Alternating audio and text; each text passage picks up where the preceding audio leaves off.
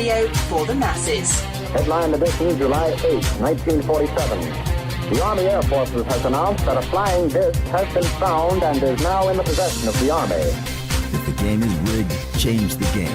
Game changer. I occasionally think how quickly our differences worldwide would vanish if we were facing an alien threat from outside this world. This is Fade to Black with your host, Jimmy Church, on the Game Changer Radio Network and KGRA, the Global Radio Alliance. I need your help to get to the year 1985. You're listening to Fade to Black with Jimmy Church on the Game Changer Network.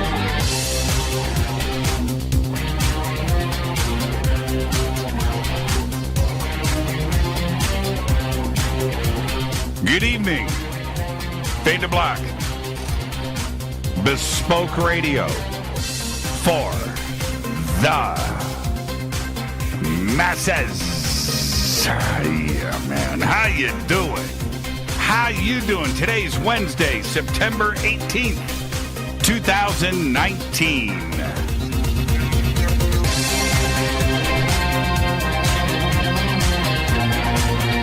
We are live from a bunker somewhere in the middle of beautiful downtown Burbank, California. 262 days into the new year, just 103 days left. And I would like to welcome everybody listening all around the world, all across the United States. Hither and thither, to and fro, back and forth, up and down, east and west, north and south, far and near. This is Fade to Black. For KJCR, the Game Changer Network, and KGRA, the planets. I'm your host, Jimmy Church. What is cracking, everybody? How you doing? Very special night tonight. Tonight is broadcast number 1111. That is 1,111. 1111. Tonight. Now, joining us on this very special evening is actor, comedian, researcher Rhys Darby. Joins us for the first time. He's going to be with us at the top of the hour, because at the bottom of the hour, also celebrating with us, is John Greenewald of the Black Vault, who broke one of the biggest stories for this year or any other year in ufology, also maybe even on this planet. And he broke it last week. And then, of course, we had to do it over at Coast to Coast AM, so we brought John over to Coast, and it has just blown up since then. And if you have been following mainstream media over the last 24 hours, you can see the headlines over on CNN, Fox, RT, Vice, you name it. The story is there. It is one of the headlines, which is, of course, that the United States Navy has now come forward and said, yes, those are UAPs in those videos. Even, what is it, Talk Science, Science Talk, and CNN, they're still using UFO. They didn't even say UAP. And it was UFOs in those videos. So there you go. Now that's the only part of the story, and the other part of the story, which we will be discussing tonight with John, is that they've also said that those videos were not supposed to be released to the public, and there you go. So it's a huge story, John Greenewald on 11/11. Will be with us at the bottom of the hour. Also tonight being discussed in Twitter is Edward Snowden's doppelganger, Jason Quitt. All right, separated at birth, apparently. More on that. Snowden's in the news, by the way, and we'll get to that. Okay, so tonight, actor, comedian, researcher, Rhys Darby is here. Top of the hour, bottom of the hour, John Greenewald of the Black Vault. Tomorrow night, which is no big deal because it's show number 1112. For you numerologists out there, you could probably tie something into that. All right, welcome back. Fade to Black, show number 1111, 1111, 1111. Unbelievable how we got here. We got here with the help of good friends like John Greenewald and his journalism. I want to thank John. Last week, John Greenewald and the Black Vault broke one of the biggest stories in the history of all of ufology, maybe even the world. Huge stories, two of them. And we turned and immediately last week rescheduled Coast to Coast to get John on to continue to break the story. And the weekend, we got through Sunday, didn't we, John? Yesterday, all hell broke loose. Yeah. Now, before we continue, let's do a quick recap, sir. And congratulations. This is all you're doing. And my little small part in this feels pretty dang good, too, let me tell you. Well, I appreciate that. Yeah. Now, okay, for everybody, what happened? Well, it was pretty crazy. Last week on September 10, I dropped an article that the U.S. Navy went on the record about the 3 UFO videos that we know as the FLIR 1, Gimbal, and Go Fast. Those are the ones released by Tom DeLonge and To the Stars Academy. And they said that they are unidentified aerial phenomena, what they label as UAP. That's not that big. It's huge. It's huge. Yeah, It's crazy big. It is huge. It's crazy big. It is crazy, and I did not expect it. I'm going to be blatantly honest with you. When I started pursuing this story, it was a month before it broke. It was about 3 to 4 weeks. And so it takes time to do these things. It's a lot of work, and obviously you've got to get the spokesman to go on the record.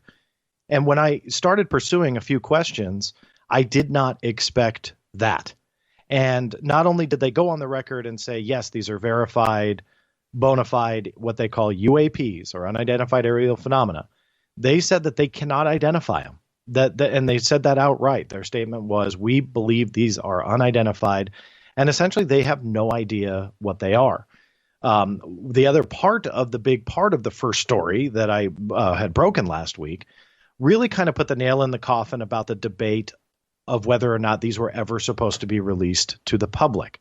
Now, that's the second part of this, not quite as flashy as the first part, but it really did put the nail in the coffin in that debate that they are not released to the public. I did specifically address, and I believe you and I chatted about it the last time I was on Fade to Black, the emails that had come out from Mr. Luis Elizondo from within the Pentagon. And there was kind of an open-ended question on whether or not the Navy chimed in and said, yes, we approve these for public release. Right. There was like a little bit of glimmer of hope. And the Navy did squash that, in addition to going on the record about the videos that they were not supposed to be released to the public. Now, the mainstream media in covering this, and it is everywhere right now, yes. It's a headline on CNN this evening. CNN has chosen to run with UFOs, by the way, in their headline instead of UAP.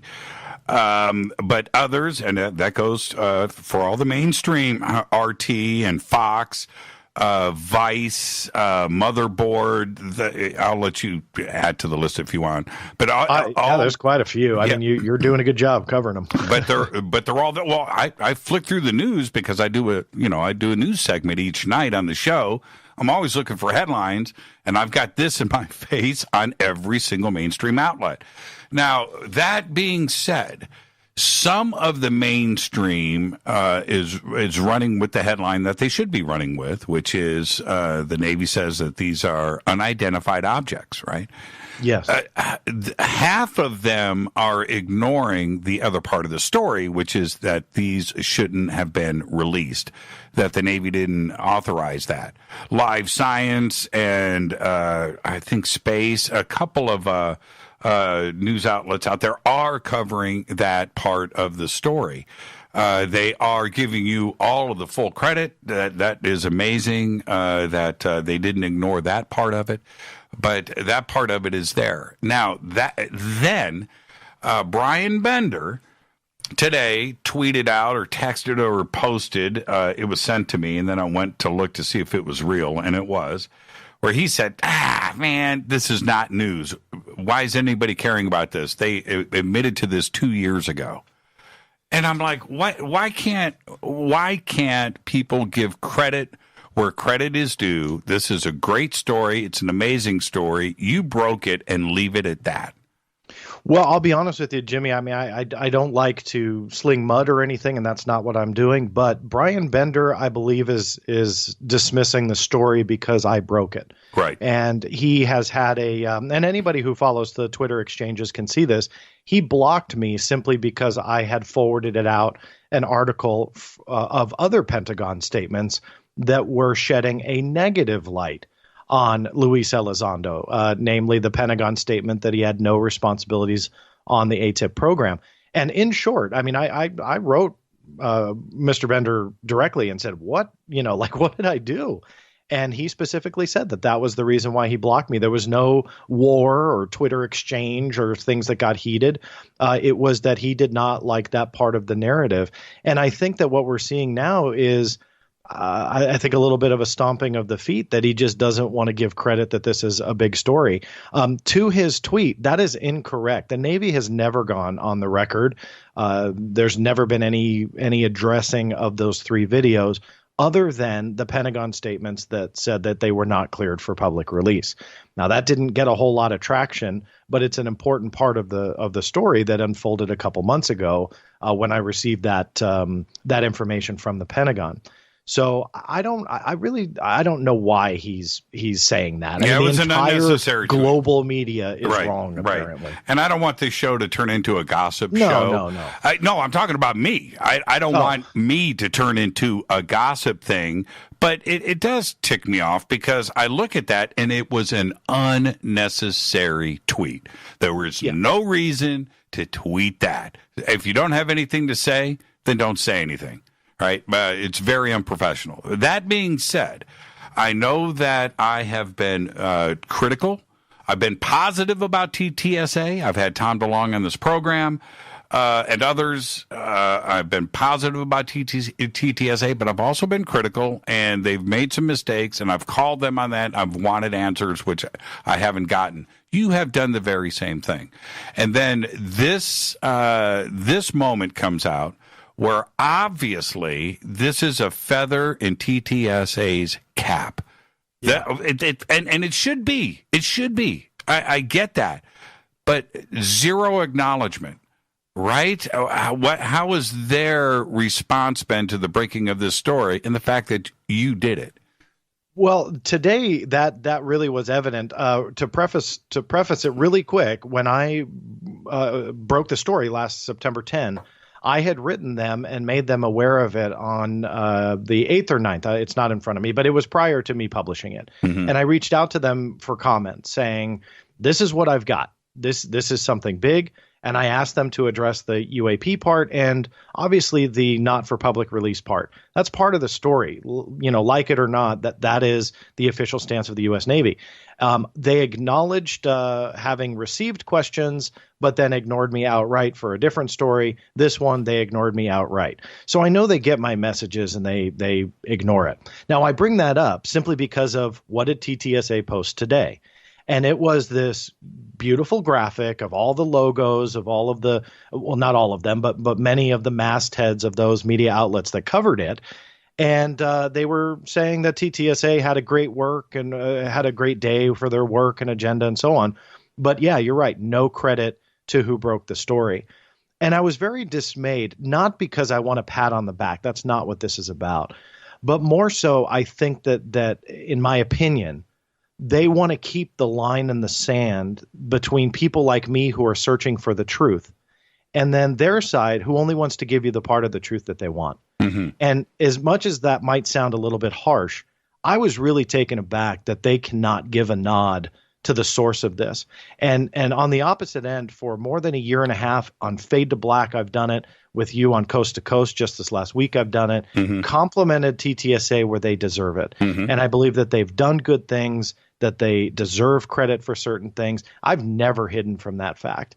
So I think that this has to be a two-way street where they acknowledge that questions have to be asked and then answered. And instead, they will ignore me. And then Tom DeLonge posts to 700,000 of his followers and said all of the statements that came out from the Navy is unprecedented. I mean, he obviously finds so much value in this.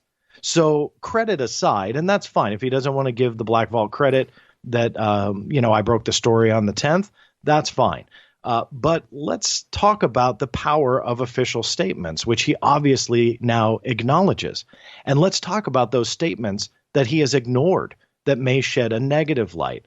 And that's the conversation that we need to have so we can get beyond this and move forward, because this is big news. This is really, really big. He sees it. I see it. You see it.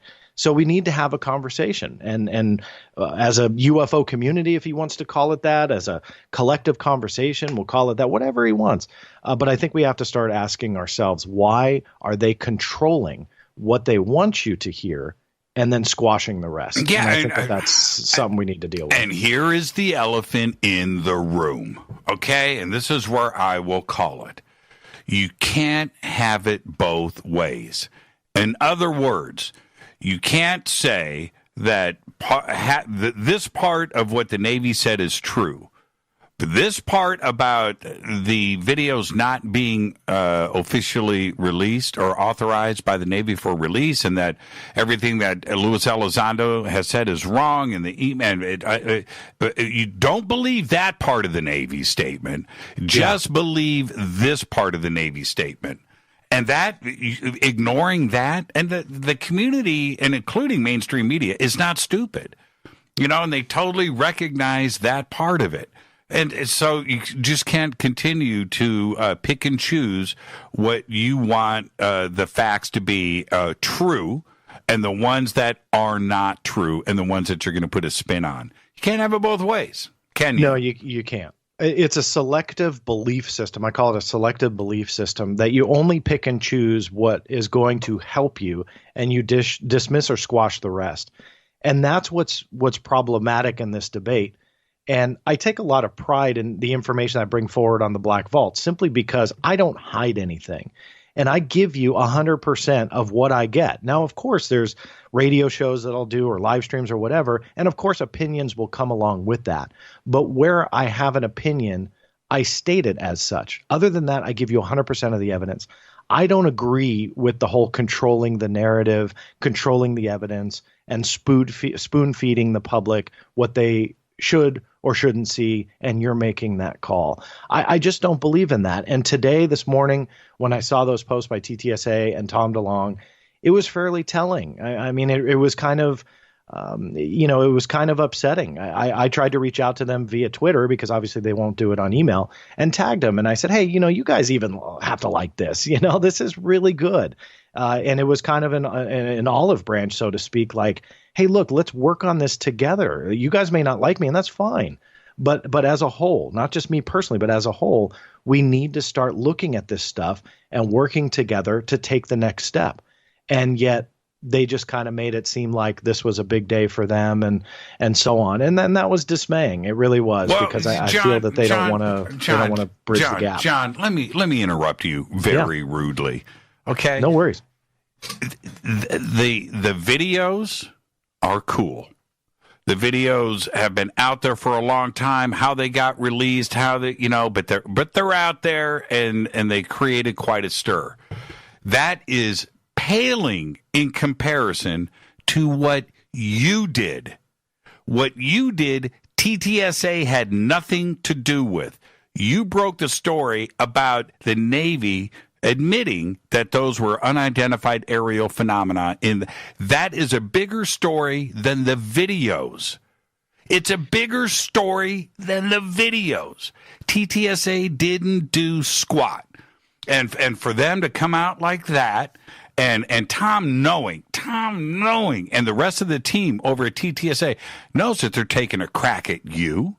Yeah. By doing that and getting, satisfaction and knowing that they control their marketing. These are the facts. For those, if I could jump in real quick. What? No, you can't, because I'm pissed. And I'm going to say something else. Take a deep breath. For all of the critics that have been out there trolling you on Twitter, trolling me on Twitter about everything that we have been dealing with together on these issues, now are happy. Right? And it's just like, wait, yeah, you guys need to back up and see the big picture here. And what you broke was huge, and it was bigger than the videos. Take it away, John. Well, I appreciate that. I want to be fair to TTSA, though, in this part of the conversation, simply because those videos are there, two of the three anyway, because of them. Mm-hmm. So they were the root and the heart of why I started pursuing the Navy anyway. So I do want to give credit where credit is due, and they brought those forward. But for pushing the Navy to put in an official label on them, that is big. I appreciate your kind words about how big the story is.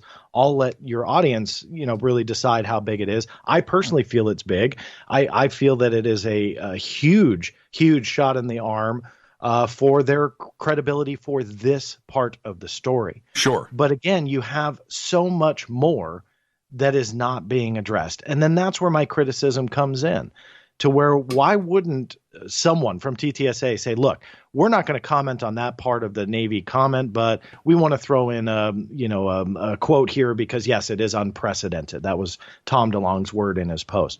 Why wouldn't you reach out or at least respond or say that I'm full of it or whatever? And yet they just want to ignore it. But when the mainstream media covers that development, it's unprecedented, and they essentially, I don't want to say they took credit for it, but more so just made it seem like, well, all of this was because of them. And that's where I get frustrated, because that's the controlling the narrative part that just doesn't make sense. It doesn't jive with me. It really doesn't. I mean, let's give the nods where they're due, and then move forward. But to just kind of make it seem like, hey, we did this. Hey, we're great. We're putting all this in order. That's not true. It was a month of hard work to work with the Navy and structure this story to lead the way to get these statements that labeled their videos UAPs. Now, and again, I appreciate you being humble about this, but I know, and I will go on the record here, I know how much time that you have put in on this going back to December of 2017, and the dogged pursuit of the truth, staying on the phone and emails with the Pentagon day in and day out, trying to get the stories, the timeline that you have put together with ATIP and OSAP going back into the 2000s. Is hard work. You didn't lose sight of it. It stayed out in front of you, and it's so easy to give up and just to stop and go do other things. You've got a website. You're writing books. You're doing radio. You're doing all of this stuff at the same time of this very important research, and you never gave up. Part of the investigation helped reveal this and got them to the Pentagon, the United States Navy, to admit and put this stuff on the record. That is because of you and your absolute relentless pursuit of the truth. And I will give you all the accolades that you need. John, this is a huge story. And the way that the mainstream media is responding to this and treating this, because they realize how big of a statement this is coming out of the United States Navy. It's huge. Yeah. It's huge. Yeah. And and I appreciate all of those kind words. I really do. I'm humbled that you feel that way. And I will say this, that some of your listeners may or may not realize, I'm not sure, but there is such a power when it comes to an official statement when a government agency puts something in writing. Sometimes people's reaction will be, well, we already knew they were UFOs or UAPs, so what does this change? And I can tell you, as somebody who has filed now over 9,000 Freedom of Information Act requests, the power behind official statements means that you can now cite this in perpetuity. You can cite this until air no longer exists when it comes to legal arguments in FOIA requests FOIA appeals and creating essentially evidence to show that the Navy now has gone on the record and said UAPs. This story will not die. The story itself may die in the mainstream media, meaning it'll go away. The news cycle will go on to something else. But the statements are indefinite unless they do a retraction, which I don't see happening. And so you can utilize that now moving forward, which I have in FOIA requests and so on. But that is putting it in writing. Whether or not Mr. Elizondo really did head ATIP or whatever with that debate, all of that aside, his word does not have the same legal meaning or the legal standing as an official statement. And that's why this is so big, because now we can utilize this for future, again, FOIA request cases and stuff like that to get more information out. So it's big in that regard. Okay. The other part of this, where do you see this leading next? Not only on the TTSA side, but your research and with the United States Navy. It's not going to end here. Can we expect more videos? Do you think that TTSA has got something else? All of this stuff with TTSA is now a year and a half old, right? We've been kind of stuck in limbo with TTSA. Yeah. Anything that has happened since then has been because of you. But where do you see this going next? Well, it's obviously we're going to, me personally, and obviously researchers are going to keep pushing to see what documents we can get and what videos. But I will say this, not to be a buzzkill. The Navy has already issued statements that really is going to squash that and make it very, very difficult, despite how mind-blowing the last 7 days has been with these statements appearing with UAP admissions and stuff like that. But the Navy has already issued statements that details regarding the cases will remain classified, that the videos themselves, albeit that they are unclassified, I did get them to admit that in writing, it doesn't matter. They are sensitive enough to have not been released into the public domain. That doesn't mean these three won't, since they've leaked out. Mm-hmm. But my guess is with those statements, the ones that are not as much fun to hear, they have put kind of the squash on releasing any more videos. Now, I find that as a challenge, that I will not have success getting videos out of public affairs. I know that. But through FOIA and appeals and stuff like that, you better believe I'm going to be trying my hardest, and I'm already trying to get additional information, documents, photographs, and videos that would connect to the U.S. Navy. And again, those official statements are as good as gold. But I'm also branching out to other agencies as well, or other branches, I should say, which includes the United States Air Force, and we'll see what we can get. Thank you so much, John. And I agree with you that there's going to be a much higher level of scrutiny and discretion when it comes to stuff like this. That these got snuck out of there, right? That it was done. It was. You know what? They made it out, but this next time around, it's going to be much more difficult unless they choose to release it on their own. But they're not gonna sign off on any request, training videos or whatever. It's just not going to happen. Yeah, I don't see it. And by the way, really quick, because I know you got to go, the Navy went on the record and said that they did investigate the leak of the FLIR 1 or the Tic Tac video that was leaked on the internet back in 2007. And it's a story in itself, but it shows that the Navy is interested on figuring out what happened to these videos. Now, they opted not to pursue anything in that because there was just too many possibilities and essentially too many suspects. They didn't say suspects, but too many people that could have been the leaker. I tried to get them to go on the record about Gimbal and Go Fast, whether or not they were investigating it, and they declined to comment. So in my opinion, the story's not over yet. And I hope that TTSA decides to address that one day about how these videos came out, because that does go to the heart of the credibility to this story. Part of it just got a shot in the arm with the credibility, but other parts we still need to get some answers. Well, look, when you're in a questionable content zone, like conspiracies and UFOs and the alien agenda, you need to ride the fine line on the right side of truth. Yeah. Once you err in that, your credibility is gone. It's just gone. It is too touchy, too sensitive of an area. You just can't get caught. And that's it. That's it. Thank you so much. Now, what's the deal? Are you going to be doing some more live streaming like you did earlier today? I did earlier today. I did one. Yeah, we had a great time. Lots of people, lots of phone calls. But yeah, I'll be doing more as more documents come in and more developments happen.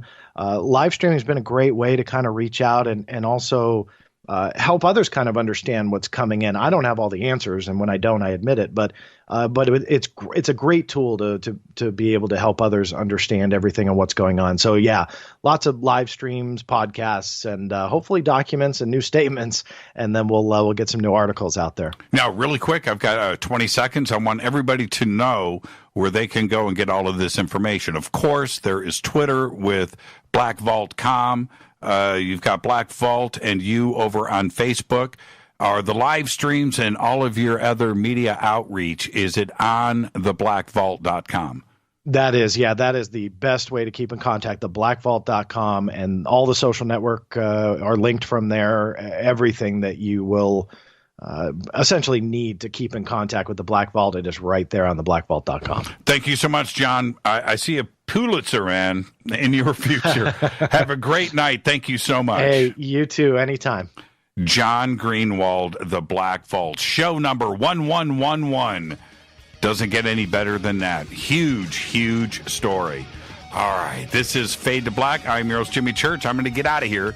Coming up next, actor, comedian, researcher, Rhys Darby. Stay with us. I'll be right back.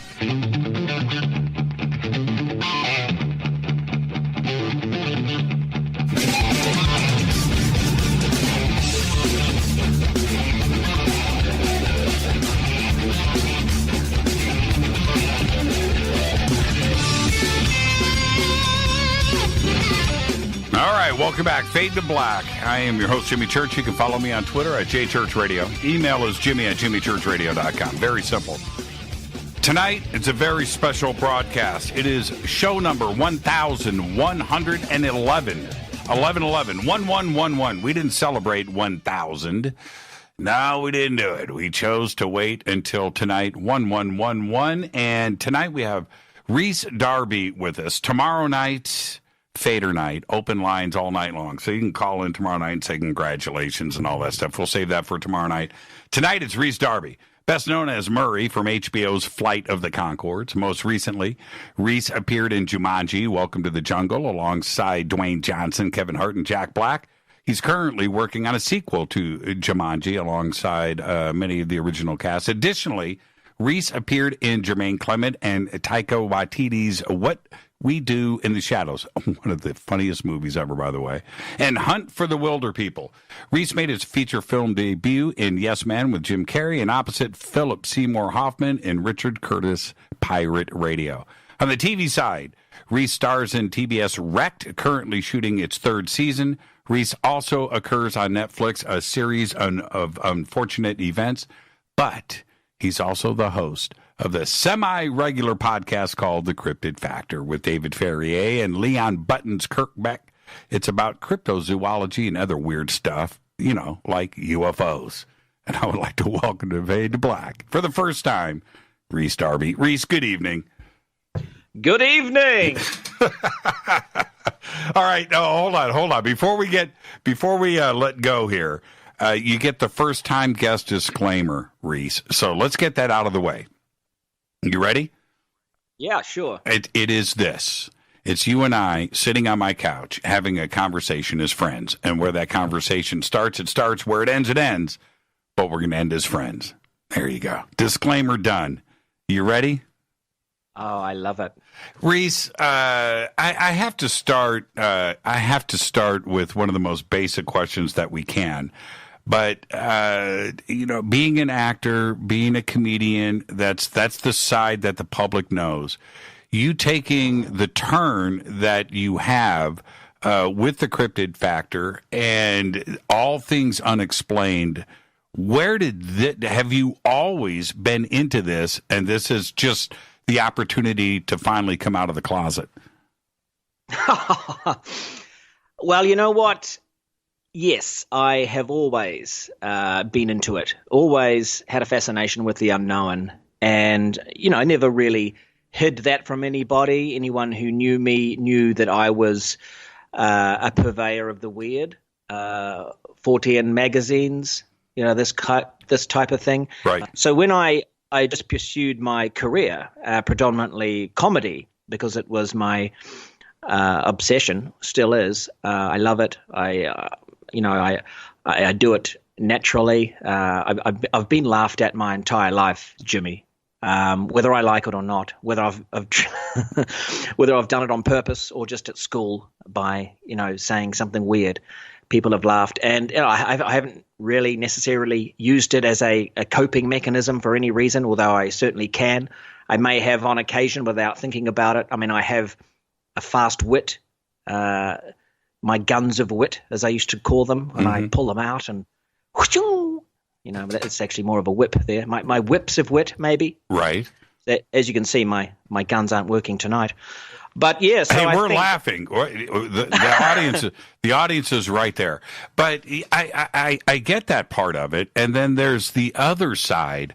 I like to think. Let me just say this. Let me get this out of the way. I'm sure that you get frustrated with people coming up to you trying to be funny because they know that you're funny, so they want to whip out their comedic wit, and you got to deal with that crap all the time.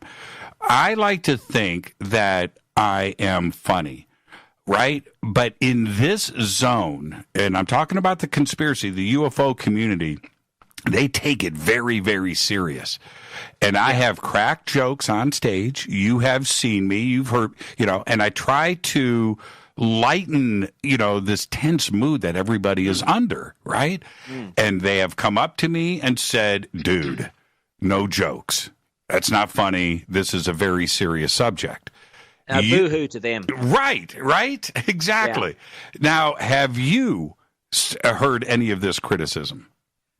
Not personally, because my podcast, The Cryptid Factor, which has been running for 10 years, we started off being funny. We started on a dance music station. We were on an actual radio station Saturday mornings, 8 till 10. And this is a station in New Zealand. It's still around. It's called George, which is an odd name. It's a great station, by the way, but even like 10 years ago, it was not as good as it is now. It was mainly dance music. So I'm talking about, the oomph. Right. Yeah. Dancing now. That kind of stuff. Right. And so you got a lot of people out all night and into the morning, still dancing, still, still up to no good. You know what I mean? Right. And then at 8 o'clock, I mean, why did they give us this? I don't know. Because I was already a celebrity of sorts back then. Certainly in New Zealand, a big player, a major player in the entertainment field. So I said, look, I've got a show. And they went, yes, Mr. Darby, please. I don't think they even read the synopsis. I came in with my mates, Buttons and David Farrier, and we have this show called The Cryptid Factor, where we discuss the unusual, the wonderful, weird stories, the weekly world weird news, and focusing in on, of course, cryptozoology for 2 hours in the morning. And you should have seen the amount of emails and complaints, the harassment we received from the general, who were kind of into this music and still probably dancing and doing other things, as you know. Right. And so they're sort of going, what is this BS, And so one of the emails, a famous one that we've now used almost as a motto, is stop encouraging BS. And I'm not sure, Jimmy, whether I can swear at all on this station, so I'm, using the initials. Sure. But yeah, so that stop encouraging BS. And of course, it's not BS to me or to my friends or to people that are into this stuff. And so that became a motto. Oh, yeah, we're going to keep encouraging it, my friend. We're going to encourage this thing till the cows not only come home, but till they hover up into the sky and end up disappearing in a saucer. That's how long we're going to keep doing this until we can witness that and prove it. So yeah, I've done it for 10 years, and I'm sort of running away with my my story here now. But just to finish off this little piece, the the radio show, which then we got fired from that station because of the complaints. We moved to a student station, which then became a podcast. This was back in the day when podcasting just became a thing. And so we started recording our show and then putting it out on the internet. And then we moved into another station, another radio station, which was in a shopping mall near my house. And I moved there because it was more convenient.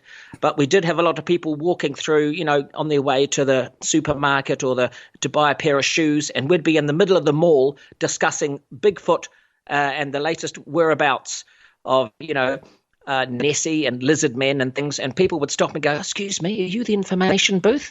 We just need to know where the lower car park is." That type of thing.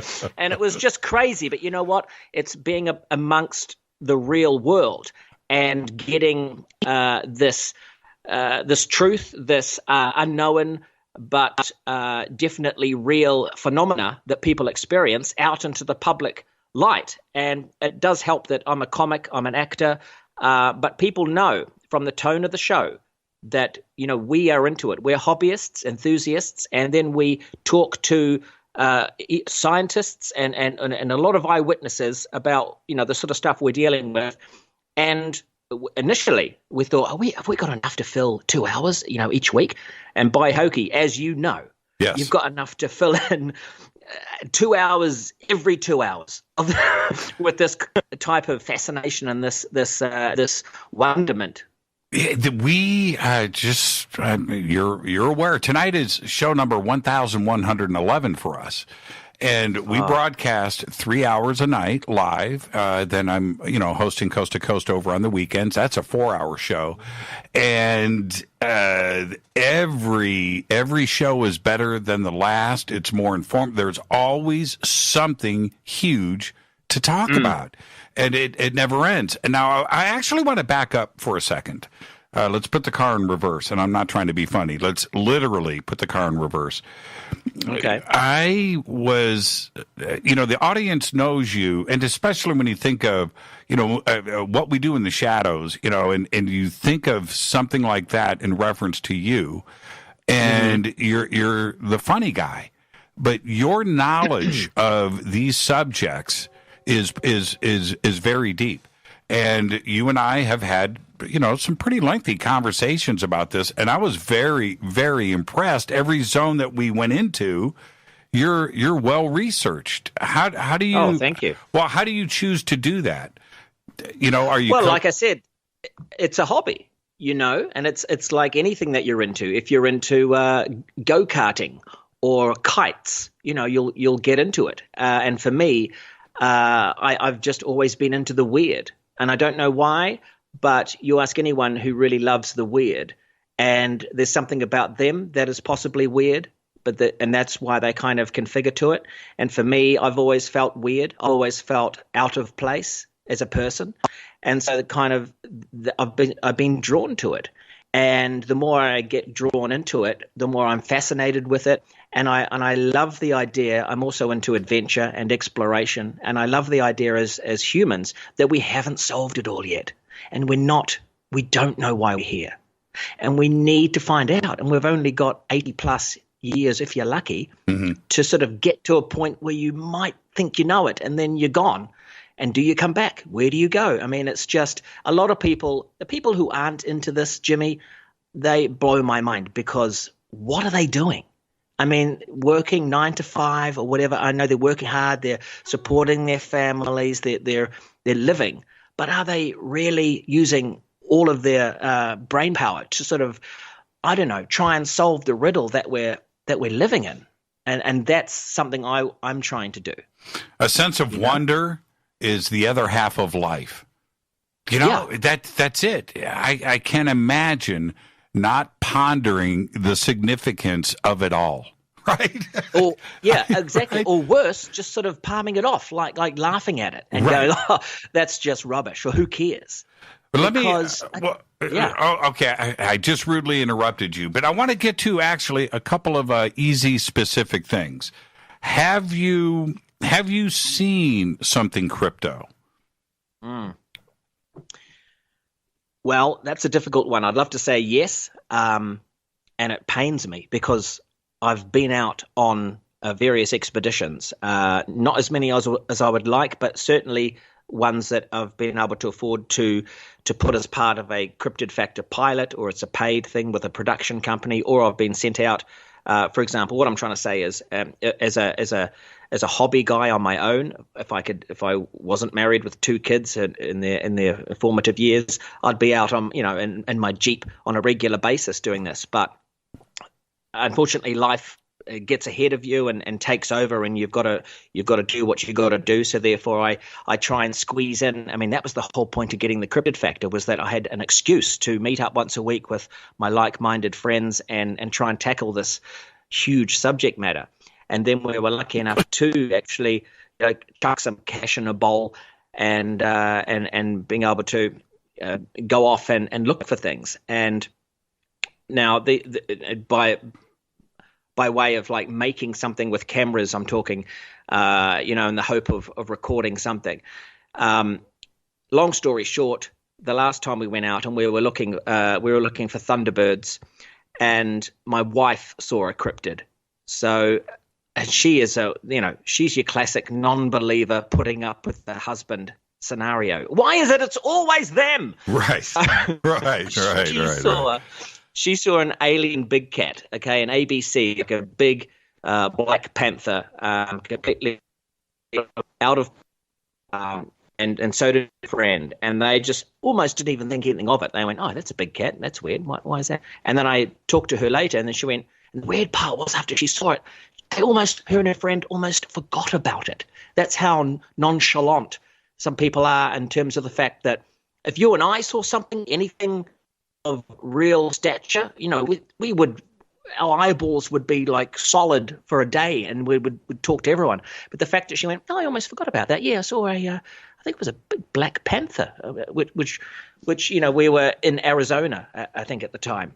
But anyway, I've seen UFOs very high up in space, in Loch Ness of all places. Now, obviously, I was there to look for Nessie, but we did go out on the loch, and we used this one of the sonar boats, and we certainly found a lot of eels very deep down, which in recent times, anyone who's into cryptozoology would know that the latest very strong theory is that it is a giant eel, and so are all the lake and sea monsters that people discuss.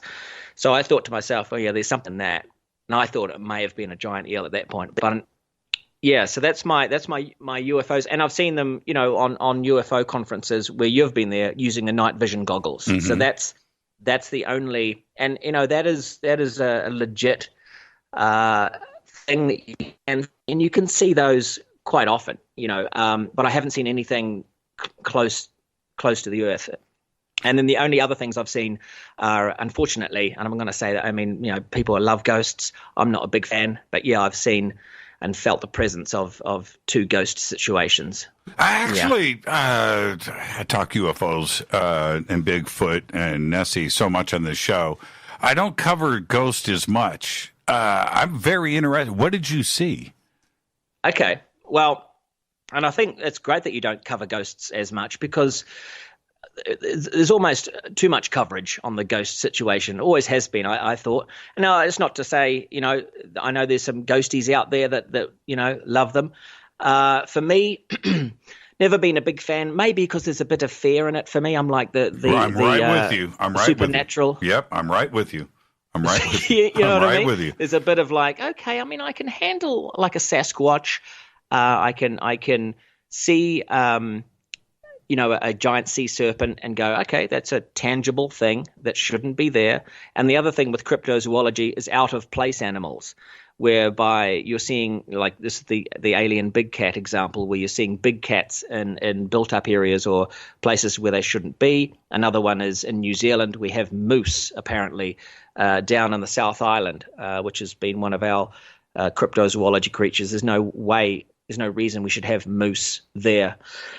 But curtailing back to the ghost situation for you, the best one was when I was in Edinburgh. Now, I do the Edinburgh Fringe Festival quite a bit. Not so much these days, but back in the day, I've done about 8 of them. So that's the big Fringe Festival, the biggest arts festival in the world. So I'm down there about 2003, young guy, handsome, doing a show in a venue. Now there's over 600 shows for the Edinburgh Fringe Festival. It's crazy. It's the whole world sort of comes together in the arts, and the brochure is almost as thick as a phone book. There's a lot to see. I've squeezed myself in there. By the way, as an aside, this is where Flight of the Conchords and I got together for the first time and worked together. So they had a show there. I had a show there. So my show, a very small room, because no one knows who you are. You're lucky to get a room.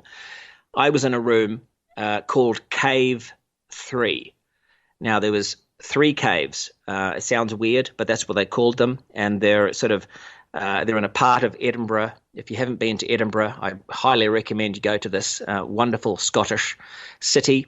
It's nooks and crannies, cobblestones. It looks like something. It's haunted as the day is long. No doubt. Oh my gosh! Yes, yeah, it is. Yeah, it is. It is. So it's freaky. It's gothic. There's a giant castle there. It is just. Oh, it is. I just love it. It's my favorite city, and I lived there for a couple of years because of that. Once I did a show, I just didn't leave. But going back to the cave, so I'm in this venue which they opened up down in a place called Cowgate, and these rooms that they decided to open up for more venues used to be the places that they threw all the dead bodies in, or the people that were just about dead from the plague, hundreds of years ago. Okay, and then they cleaned it all out and got rid of them, or got rid of what was there. But of course, you're never going to really get rid of what's there. Nope. And so I'm on stage, a tiny little stage, my audience size 12, doing really well. And so there I am. And you might hear that in the background. That's my security. It's okay. I've checked him out. It's Jimmy Church. All right, boss. He's legit. Yeah, he's got his own show. Okay. So all right. We're good. Now I'm performing 2003 in front of 12 people. I'm doing my jokes. I'm having a bit of a laugh. I do a few impressions. I used to do dinosaur impressions, and all that.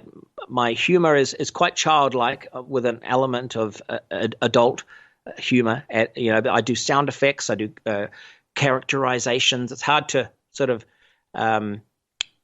it's hard to visualize what I do unless you actually visualize it. But anyway, there I am.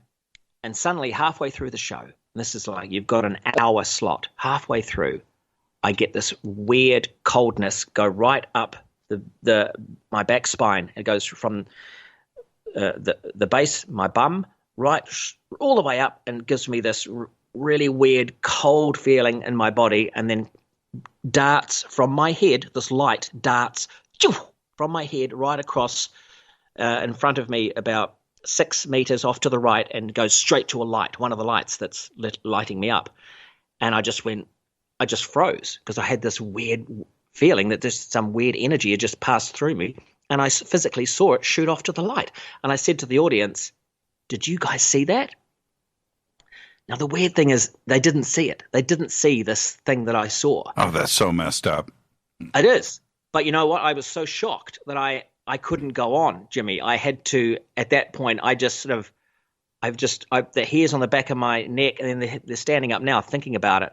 I was like, what had I just experienced? Because it felt like an evil thing had come through me. It was hard to describe. But I said to the audience, I'm going to have to call it there. I couldn't be funny again. And the people had to leave. And then they walked out, and I went straight outside as well into the alleyway there, a nice cobblestone alleyway, where all the people are mingling and things. There was a couple of people went, "Oh, he just ran out of material. He must have just it was very funny looking back."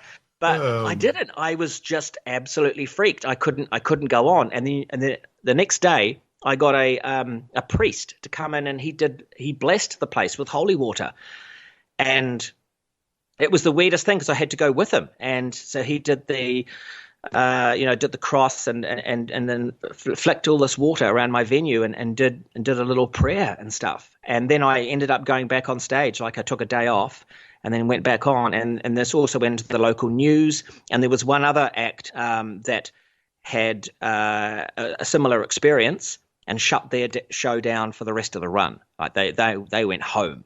So I'm so with you on that. Look, you're right. Nessie, it's physical, right? Bigfoot, it's physical. UFO, it's physical. I can deal. Chupacabra, bring it on, right? Yes. A ghost is something that is not physical, and it scares the crap out of me. And people that go, no, and people, hey man, you want to ghost hunt your house, man? Let's go through. No, I don't. I don't want to do it. We watch those, the Exorcism. You watch those movies whereby, we don't have control over something that's the supernatural. That could, we've heard about the poltergeist thing. I mean, it's just a little freaky. The other day, I got to take a break here, but I'm going to tell you a 15-second story. I'm over at our house. I'm in the kitchen island, right? I'm at the island, opening up mail. To my left, about 10 feet away, is the sink and the window, going out to the backyard. On the shelf there above the sink, we have a row of crystals and stuff on display, right? One of the crystals, which has got 2 crystal balls sitting on top of it, and I'm standing there alone. Rita is in another part of the house, in the front room. And I hear it jiggle, and I was like, what is that? And I look over, and this thing in front of me jiggled by itself, and one of the green balls jumped off the top of this crystal and went into a bowl that was in the sink, right? No, Rhys, I saw it. Yeah, oh my God. No wind, no nothing? No. And so I yelled for Rita. I didn't move, right? And I yelled for Rita. She comes in. I said, okay, I'm standing here. That thing, that half moon rock wiggled and something jumped off the top of it and went into the bowl. And she's like, what? And she goes over, looks in the bowl, and there it was, a green round crystal. And I saw it go airborne. It jiggled, man. Like blah, blah, blah, blah, blah, blah. Weird. Yeah, trippy. Okay, I got to take a break right here. Rhys, stay right there. This is Fade to Black. I'm your host, Jimmy Church. Our guest tonight. Jiggling. Yeah, you're going to be on hold now, Rhys. You got to chill. 3-minute break. Rhys Darby's our guest. Show number 1111. Stay with us. We'll be right back after this short break.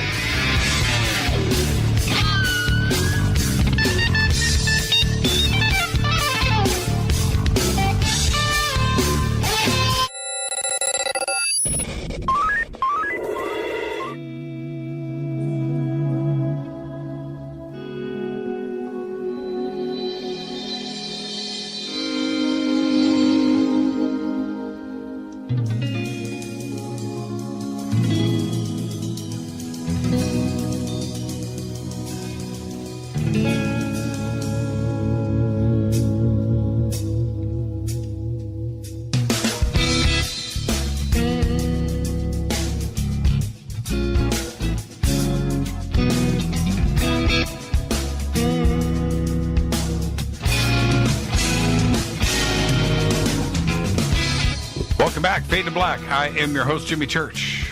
Follow me on Twitter at JChurchRadio. You can follow our guest tonight, Rhys Darby, and it's, your Twitter handle, it's not Rhys Darby. What is it? It's like... that was already taken.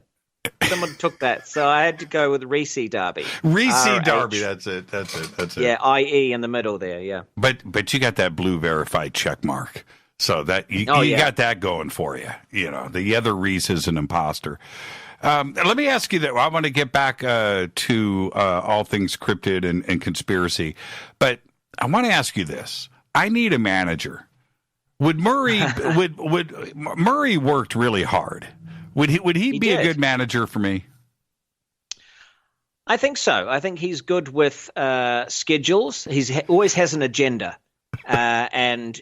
In the paranormal world, that's great, but it's a weird term because there's the alien agenda, right? There's the agenda, there's the government agenda, And so I think I don't want you getting confused with Murray's agenda. His is very simple. It'll just be turn up, have a meeting, and discuss what your next plan is, and then he'll try and get that sorted for you. But it's not a definite that it's going to happen.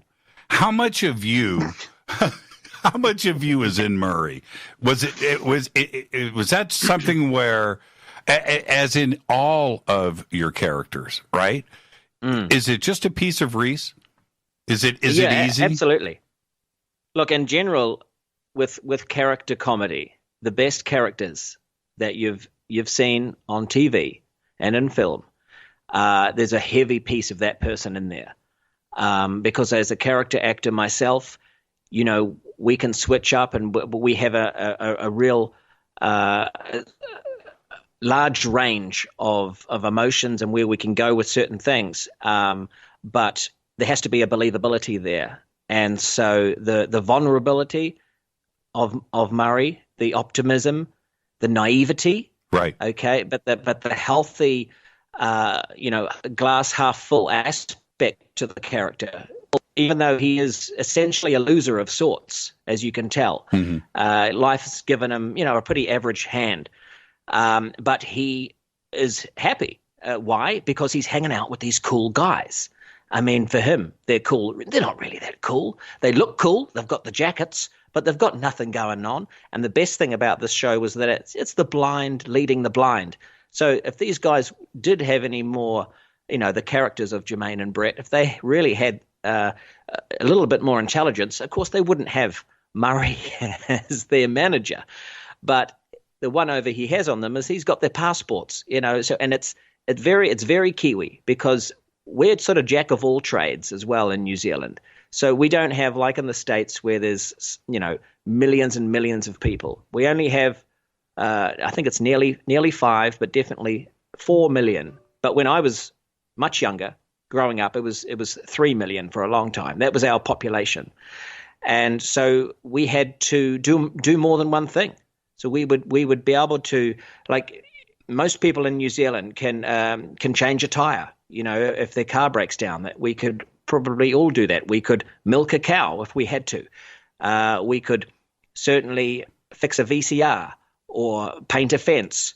And I find that some other places, those sort of jobs are dished out to, who can do those things. And so I think, I don't know what I'm trying to say, but this is another Murray thing. Rambling on. Right. Not making any sense.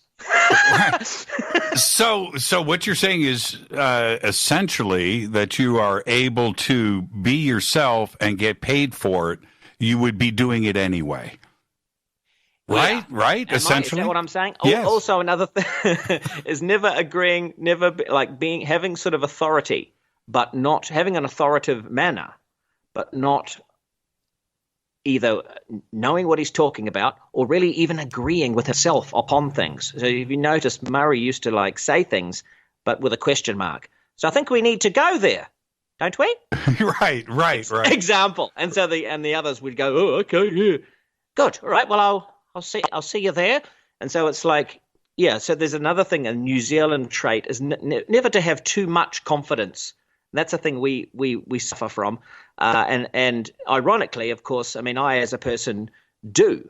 And that's enabled me to sort of get places, really, to have the sort of the belief that I can make it. I can hit the big time, baby. And, I managed to get here to the States. Now, there's New Zealand. I know this may come as a surprise to you, but it's been a subject on this show many, many times. And we just recently had on Freddie Silva, a great researcher, great author, great personality.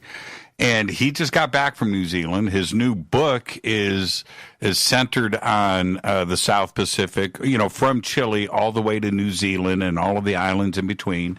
And the mystery behind New Zealand and the lost history behind it.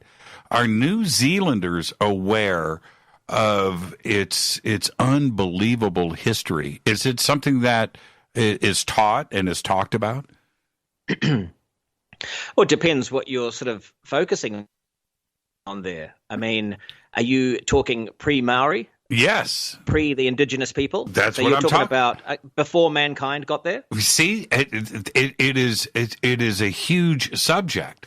And could it possibly have connections to ancient Egypt, Atlantis, Easter Island, and some of the other mysterious aspects of lost history? And the focus over the last couple of years in our community has been right there at New Zealand. Really? See, that's my point.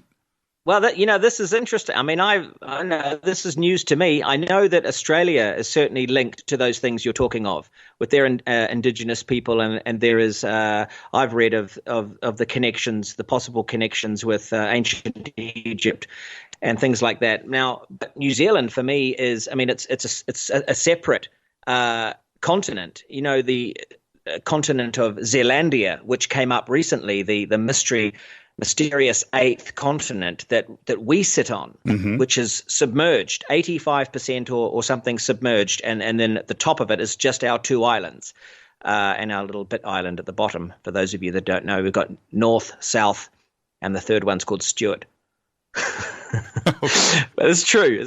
Okay, but then the other thing, of course, is that, I mean, we are the South Pacific. We're the biggest island nation. We're part of Polynesia. Okay, so we are in that world, and then next stop is Antarctica. So for me, I've always felt that there's a massive mystery to our location and to what our story is, and even to the extent of how Polynesia was explored by the Polynesians, the greatest explorers of all time, and how they came down, where they came from, and how they got themselves to all of these places on these wakas, or these canoes, back in the day. So we certainly know about that kind of thing, but to go back even further before humans, that is not something we really look into enough, put that way. And I guess it's because it's conjecture, or where's the evidence? We don't certainly talk enough about fossil records and the Earth itself and geological records of New Zealand. Not that I know of. Yeah, there is some evidence of some really, really old megalithic structures, monuments, and temples across New Zealand that is just now being discovered and explored and contemplated, that predate the Maui and, of course, New Zealanders, the Caucasian side of it, that dates back thousands of years. And it's a fascinating subject that I think is going to continue to get explored. How much of New Zealand itself has been discovered, right? The population is very, very small there. Yeah, no, we've seen all of it. I've pretty much stepped foot on every bit of it myself. So this is news to me. These ancient temples. I'd love to see. I mean, I'm sure if you've got your facts right, maybe it's like ancient, like stone or some ground that is seen to be or used to be something. But yeah, that's as far as it would go from my knowledge. Yeah, you need to think of, and I'm not talking about, giant Greek temples, but what I am talking about are megalithic stones that are positioned in a Stonehenge type of situation that could have been used for calendars or something else, but definitely not natural. And I better look into this. Yeah, there are sites like this all over the planet.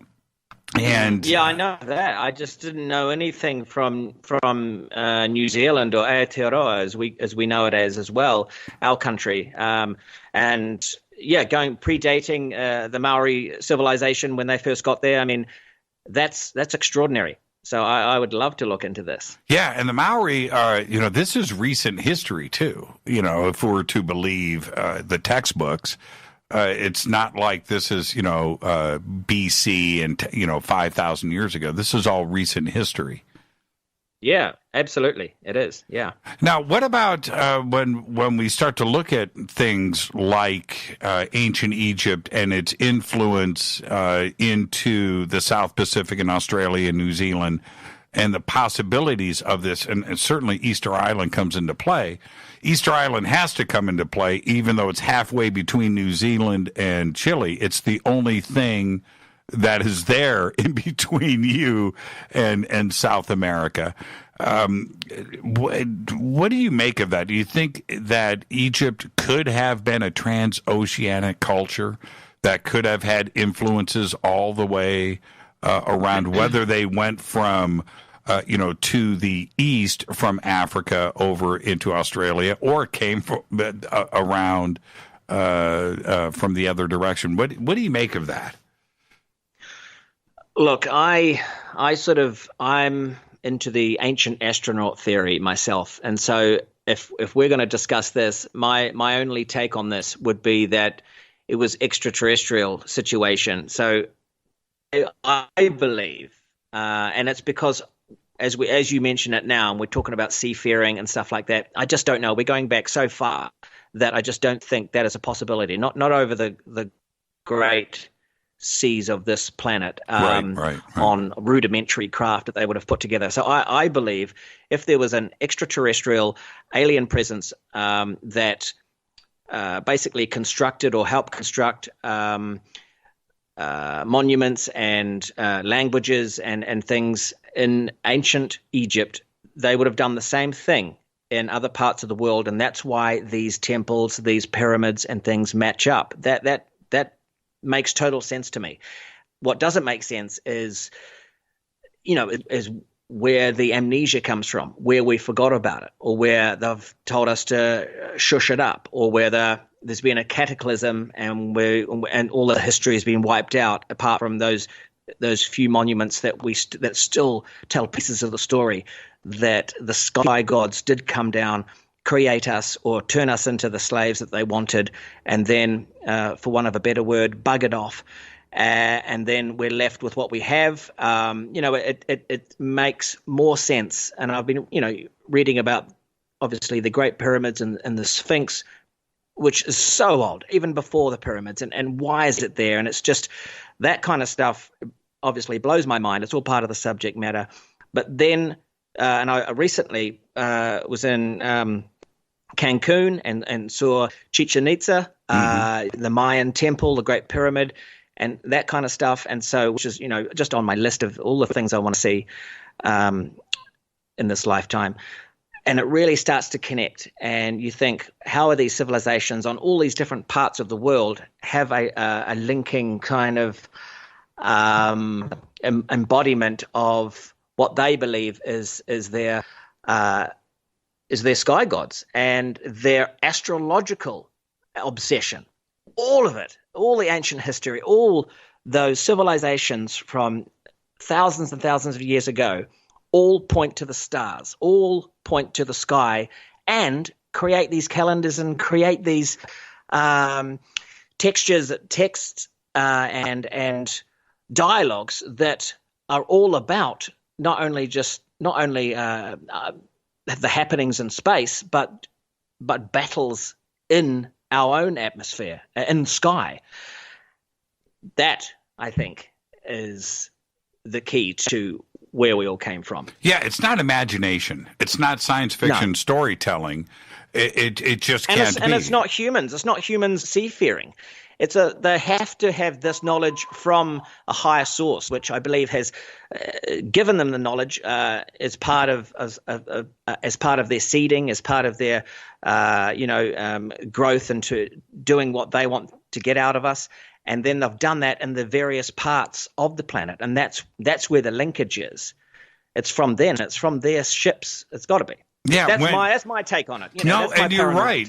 You're right, and it's not paranormal. I think it's accurate. And one of the things that for people that have lived their life in the Midwest and have not had an opportunity to go to a shore and look at the Atlantic Ocean, or come out here to the West Coast and look at the Pacific Ocean, and the ginormity of it, the power of it, it is majestically huge.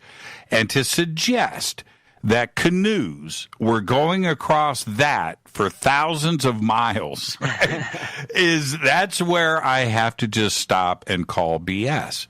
It just doesn't make any sense. Canoes are right out. It's just out. It's not part of the conversation. It has to be something much simpler than that. Right? Yeah, absolutely. Especially we're talking thousands of years ago. Ancient Egypt, beyond the Mayans. I don't think the canoe action had to be minimal.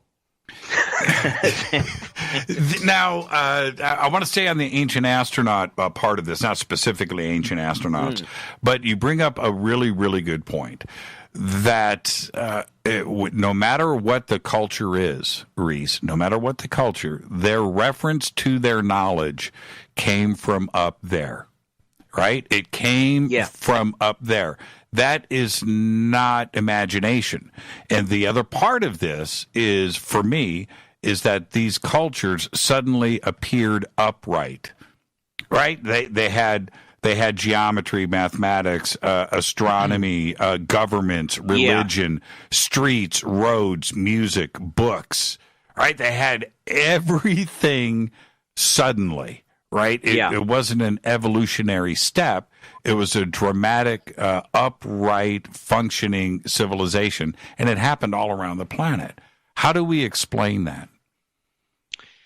Well, that's exactly it. Well, and some will say, well, an easy cop-out to explain it is to go, it was the extraterrestrials. And another, the other way is to go, suddenly we just clicked, we'd done the farming thing. Once we sorted that out, we started to have time to actually think. And there is something in that in terms of the fact that if you go down the route of just evolution, hunter and gatherer, finally we then get into agriculture, farming. We aren't spending all of our time, tracking down animals and killing them and then bringing them back. We are now cultivating land. We've got plants, we've got food, vegetables, we've got farm animals. So now we've got more time to think. And maybe at that point, this is where we start having fun. We go for the first time in humanity, maybe they were having a bit of a laugh, having a drink. Alcohol was then a thing. And of course, then your mind starts to open up. We have a thought, we have dialogue, we dance, and all of a sudden we're creating entertainment. And I guess, you can see how things have evolved that way. That's the other argument to it, is that it happened once we evolved enough in our own skills as humans to be able to give ourselves time off. And there's that massive part of the brain that we still haven't used tap into. And of course, you can tap into things through natural drugs and stuff as well. So maybe there was a bit of that going on. But you bring up surely it helped, but it's still. Yeah, you go. Yeah, you brought up a really good point. I don't want to dance past this, which Zahi Hawass, whatever your opinion is, that's not the point. But I was watching him in a documentary, and he actually said these words. And if we go back to 3000 BC in Egypt, now we are at the edge of Stone Age man. Okay, that's it. That's 3000 BC. The Bronze Age hasn't even happened yet. 3000 BC. And he goes, well, and if you look at these hieroglyphics here and you look at the house, here they are making beer. Now, wait a minute. How do you go from Stone Age man to fermenting beer and making alcohol? We're talking about chemistry here. This isn't an accident. You don't bump your way into beer, and hops and barley and knowing and wheat and how you're going to combine this and sugar and you know what I mean? and he just dances past it like it's no big deal. Now, I have to ask myself, how does that chemistry come into play where at 1 minute you're Stone Age man foraging for seeds in the desert, right, wearing a loincloth and carrying a club. Yeah, fighting to survive. Survive. There's no time for joy. There's the environment and it's full on, which is a term we use in New Zealand, meaning it's there's a lot happening and it's difficult. I'm going to get terms out tonight for the listeners. Yes. But yeah, there's one of two options. One is that as humans, and we know this does happen, that geniuses are created. Some humans are born that have a spark of something inside their brain that is unusual, and I'm not just talking Einstein, but I'm talking like the likes of Tesla, that kind of thing, where they seemingly are from the future, where they have some sort of thought pattern that is beyond a normal human. Who's to say that this didn't happen back in those times when someone went, you know what, I'm not going to go and chase the boar and bring it back tonight. I'm actually going to have a look at these things here and see if I put those together, what's going to happen with that. And they're like, hey, Ugg, stop doing that. Let's go get the boar. No, you do it.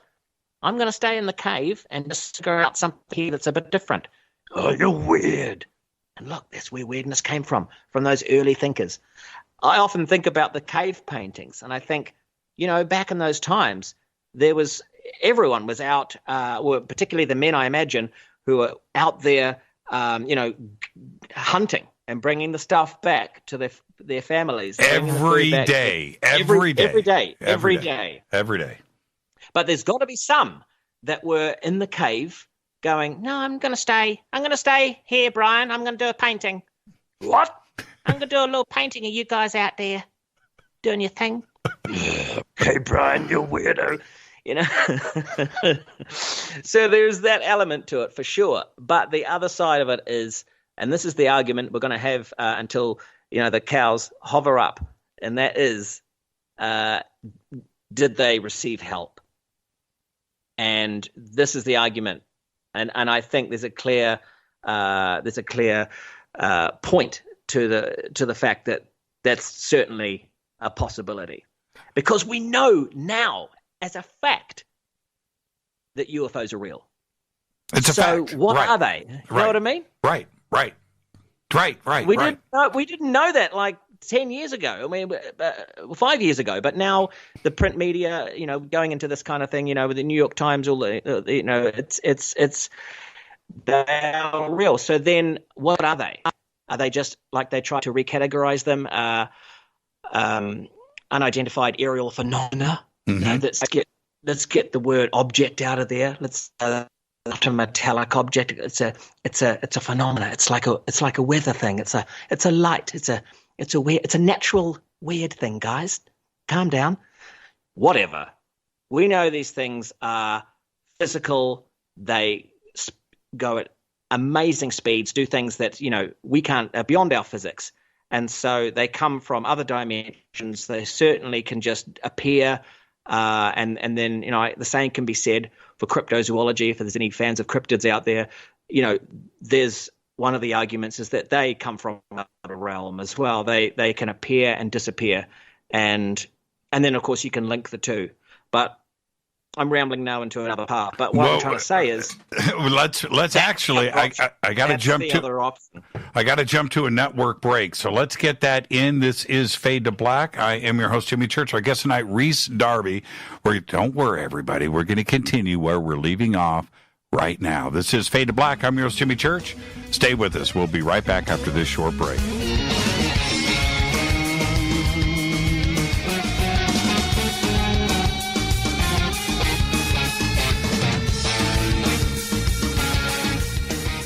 Welcome back, Fade to Black. I'm your host, Jimmy Church. Show number 1111. Took us 7 years to get here. Very special show with a very special guest. Rhys Darby is with us. He's got his podcast. It's called The Cryptid Factor. And I want to switch to cryptid right now, Rhys. I'm on the fence about Bigfoot. Okay? Yeah. Now, I've been leaning. I saw my first Bigfoot print last year. Saw 4 of them, made a plaster cast. Pretty extraordinary. I don't know how to explain the feeling that I had after that. Wow. Pretty trippy, but still not 100% convinced. But when it comes to Bigfoot and the Bigfoot shows out there, I seem to know how each episode is going to end.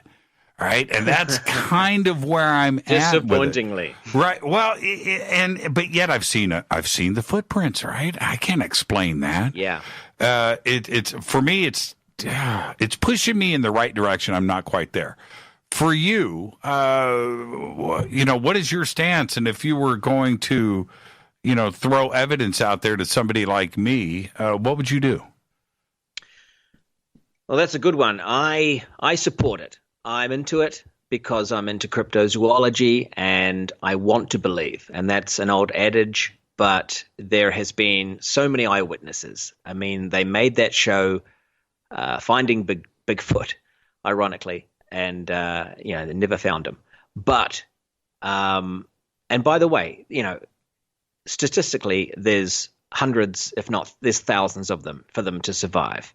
So it just leads to so much suspicion, but also so much wonder. And who's going to say no to eyewitnesses, to the many that we've seen on television and, in every other source on the internet, their eyewitness accounts. And I've certainly listened to a few from my show. And these people are real. And they're speaking the truth, and they have seen something. And so that is basically all we have. And then I just get angry because I'm like, when are we going to find them? They need to be protected. And in some places they are protected in case there is a hunter or to stop anyone, that may take one down. And then there's the argument about let's take them down so we can prove that there's a physical thing there.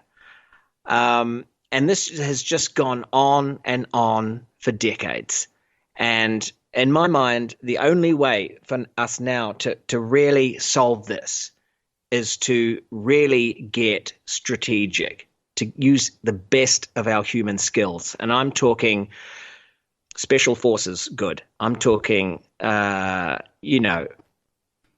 sending one or two or a very small group of people in there that have the skills to not be seen, to not be smelt. And look, I'm ex-military, as you know. You may know. I think I did tell you this. Yeah, we talked. So I'm, which is another story again. But to go into these forests and to have the complete advantage to not be smelt from miles and miles, because these creatures can smell. They have amazing senses if they are what we think they are. Gigantopithecus, some sort of primate, some sort of cross between a bear and a primate, some sort of hybrid animal that has amazing senses beyond anything that we have, obviously. And we can't pin down exactly how good they are, but we know that they're fantastic and that they hunt, that they bury their own kind. And then the question is, are they interdimensional? Because then we don't have a hope in hell of really capturing them. But coming back to my point of how we try and solve this, and the Finding Bigfoot show, great. It's great. It's great to hear these eyewitnesses. It's you see these guys and there's the wood knocking. They go out there, but they're as loud as hell. And coming from a military background, when you do anything out in the forest, you're trying to stalk anything or hunt down anything, you've got to be silent and you've got to be out there. You've got to be covered in natural stink so that there's no human smells that can drift at all. Bear Grylls, this guy. I do. Okay? I've met him. An amazing dude. I've hung out with him a few times. Yep. Send him in. Someone pay the guy. Send him in on his own for a month, and he'll find something if there's something there. And the other thing is, and I would use technology. I would use obviously drones. Now I know that the The forest cover is way too hard to it's almost impenetrable. But I know that we create now these mechanical walking dog type things with cameras on that are unnatural. So therefore will not be a threat at all.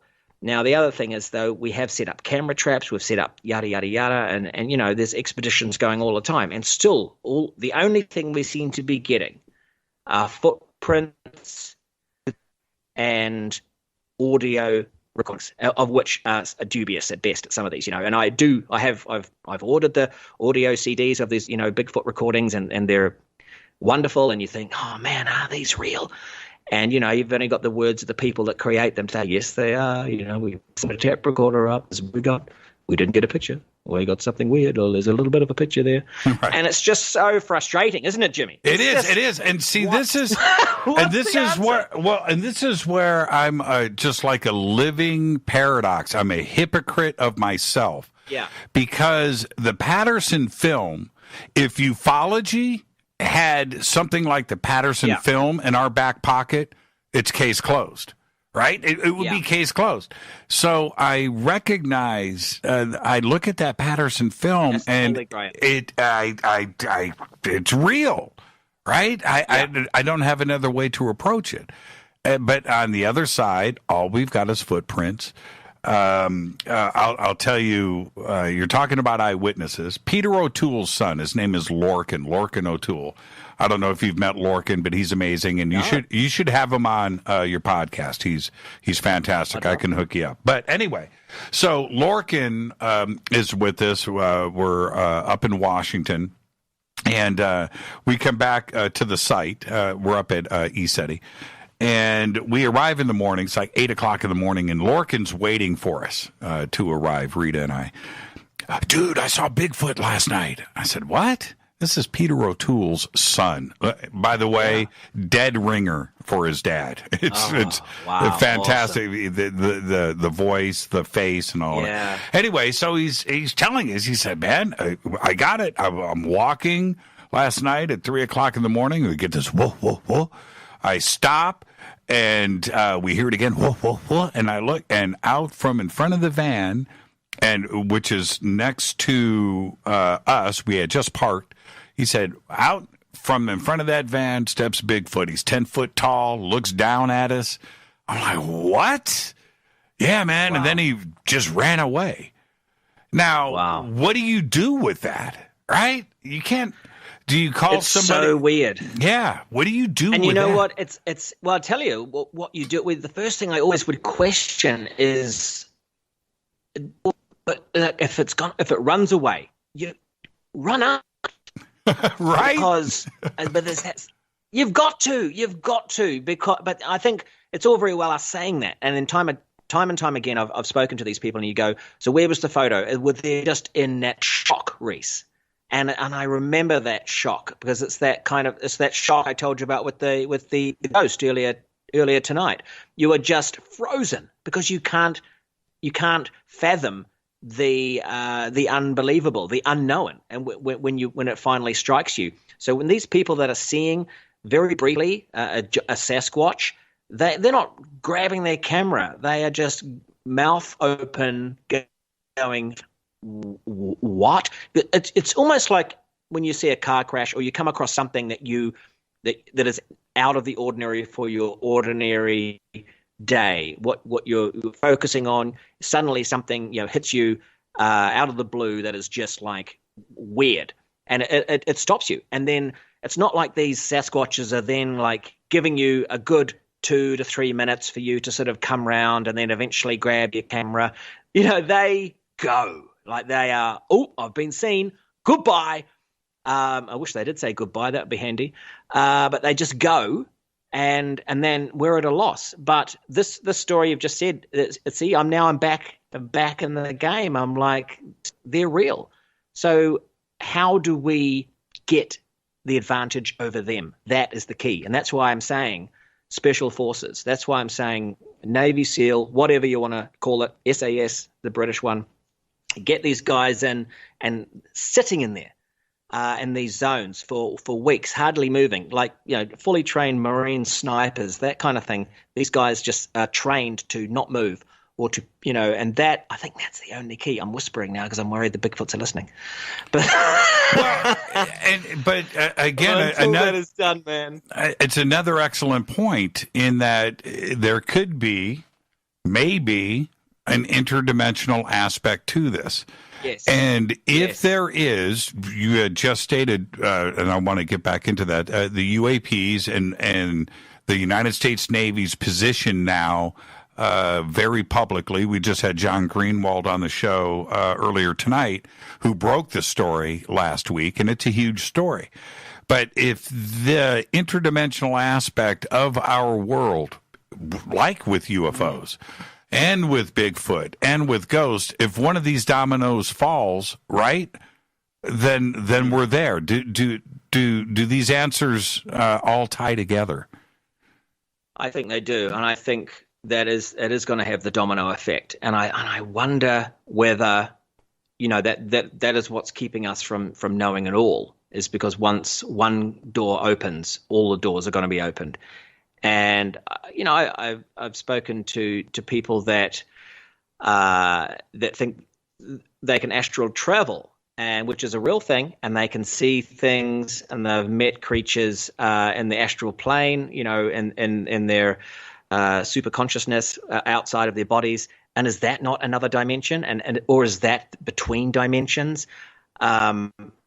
The fact that we can only see this physical world and touch this physical world, and then you see these ancient artifacts of dimensional doors and things like that are brought up all the time, and ancient astronaut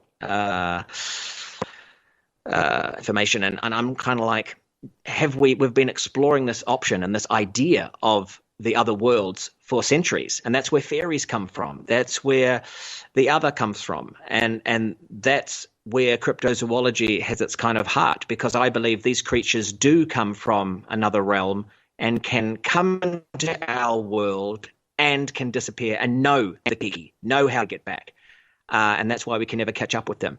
And are they linked? They've got to be. There is definite links between the UFOs and the Sasquatches. I'm not saying that they're in all of the craft, because that's certainly not the case, but there's got to be something there. And then there's those crashes. There's the obviously Rendlesham Forest, but then there's the ones in the States and in Russia, whereby big lights in the sky, a crash through a forest, and then a weird being is found, and the weird being somehow gets back, somehow gets away. So why do they need a craft to get here in the first place? Or is that the cheap way of getting through? You can get through using a craft, which has got special technology, if you don't have the mystical powers of getting through with your own body. I don't know. It's mind-boggling, but it also gives us something else to think about, in terms of the fact that they're not just here on our planet and hiding, because that's wearing a little thin, don't you think? And that's where the percentage of you, like the on the fence situation, comes from, because you're thinking, dude, it's 2020 next year, and this stuff had started happening in the 30s and 40s, and we still haven't found them. Come on. Well, but pandas. Look at pandas. Right? Yeah. Pandas they were a mythical creature, man. Yeah. So was the mountain gorillas. Yes. And here's where my experience came in, because I went and found the mountain gorillas. And you can, if listeners are digging me and they want to check that out, it's on YouTube. I went to Rwanda, look up Rhys, Darby, Rwanda. And I was on a show called Intrepid Journeys, where they sent me there because they thought, it was a TV show in New Zealand, and we sort of take celebrities and we put them in a weird place where they're uncomfortable, and we enjoy how they behave. Now, of course, I absolutely loved it, and part of the mission for me was we got to trek through the jungles for 5 hours until we found a pack of mountain gorillas, and it was the most glorious thing I've ever experienced. But they were hard to find. We had a tracker, we had a local eyes, who also spoke gorilla, and this is all in the doco that's on YouTube. You'll see me speaking gorilla, learning their language, and it was a simple point whereby the gorillas and the humans, the trackers, the guys that follow them everywhere, because of course they're very endangered, and of course poaching and stuff, so they have essentially their own human guards that follow the different gorilla groups and keep their distance, but they are just there as a watchful eye to make sure no one attacks the gorilla group. We had this set up for us, and eventually we found the gorilla group, and then I witnessed the human and the gorilla guard who was in a tree communicating, and the gorilla guard was essentially letting us know that yes, we could come through and observe for an hour. You only get an hour, and it was a series of hoots, a series of sort of like, I don't want to do it all now. It's going back a few years, and I won't do it accurately, but there was some guttural vocalizations that both human and gorilla interacted with that allowed us to then enter. And I was blown away by this, as I'm sure some listeners are here tonight, that we have that communication. And so we went in and we observed them. They were playing with their babies. They were like, they let us, you had to be a certain distance away, and they sort of were on show. And then we had to leave. And, people pay to see this. This is a tourism thing for these countries, which is a massive revenue for them. And then every time, then the gorilla group, which, by the way, there's like 8 major groups. I mean, these numbers are diminishing every year. But that particular group of this family group of gorillas then would up sticks. They'd move on because they're constantly moving. So then I start to think, okay, so if the Sasquatch thing is a reality, right, that's what these family groups are doing. They are moving constantly. They're migrating. They're always on the move. They can hear us for not hundreds of miles, but certainly, who knows, hear us miles and miles away. And they have scouts. They have people on point that can know when we're coming, and they come and they move their group. That's what I'm saying from an experience point of view and from a military point of view, that if we are going to ever track these things down, we have to use all our powers and all our strategies to do it properly, do it professionally, do it in a very minimalistic way. I'm talking like a 2 or 3 man group, 2 or 3 person group, I should say, and find them and make sure they know. And I am assuming if they're the same as the Great Mountain gorillas, that they will be welcoming, and they will be they're gentle giants. And we already know that that Sasquatch are thought to be the same kind of thing, although there are some horror stories as well. But that's life. But I think they want to connect, but they are scared that they are going to be wiped out, and so that's what we have to solve. Stop. There is a certain folklore, mythology, and reports with just about every culture and every continent on this planet with a reference to Bigfoot, right? I'm not wrong about that. What about New Zealand? Have there been Bigfoot sightings in New Zealand? Not so much in New Zealand, not in our recent history, of course. As you know, we're a young country. There was one, the hairy mohau, they called it. There was sightings, I think, in the 60s. But then there was also a report around that time of an escaped gorilla from a local circus, so matched up. So yeah, we don't have so much that in our nation, but of course Australia, just across the ditch, they have the yowie, which they get reports quite often. And of course Australia, a huge country, they definitely have their own mystic man of the forest.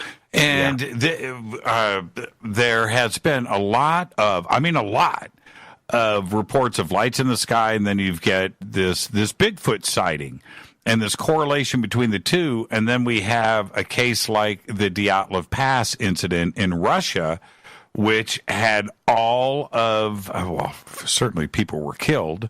But oh yeah, I've heard about this. This is quite the horrific one, right? Yes, and UFO sightings, lights in the sky for a few days before the incident happened. And then, of course, the attack on the campsite there with the hikers, which were all college students. But it had all of those ingredients. It had the lights in the sky, of course. I don't want to say murder. 12 students died that day, and the tents were all they either ripped their way out from the inside of the tents out, and then they had the damage on the outside of the tents. But the hikers were all pretty much without their clothes. Right? Wow. They ran out into the snow in their bare feet, running from something. They weren't running from themselves. It's still straight out of the sleeping bags. Yeah, exactly. And it's still one of the most extraordinary cases. And I'm not so sure if we can dismiss, some type of interdimensional and also a UFO type of connection. I'm in agreement with you there. I wanted to ask you, okay, we're heading towards the bottom of the hour. Can you stay for some overtime? Of course. Okay, good. Because when we come back, since I want to stay on the crypto side of things, and I wanted to ask you, and I wanted to get into this a little bit more in depth, the Were Monster episode of the X-Files. And the reason for that, not the sensational Hollywood side of this, but this is exactly what you like, right? It's the Were Monster. Yeah. And absolutely. And what it was like to do the role. But before we get there, I want you to do a little setup. Were you selected because of the cryptid factor, right? Did they know about your interest in this? That is the big question. And I don't know. I can only think maybe. It's so weird. It's synchronicity, I tell you. How fun was it? Oh, dude, it was the most amazing thing ever. I mean, I'm in the X-Files, and not just the X-Files, but one of the greatest episodes. I was so lucky.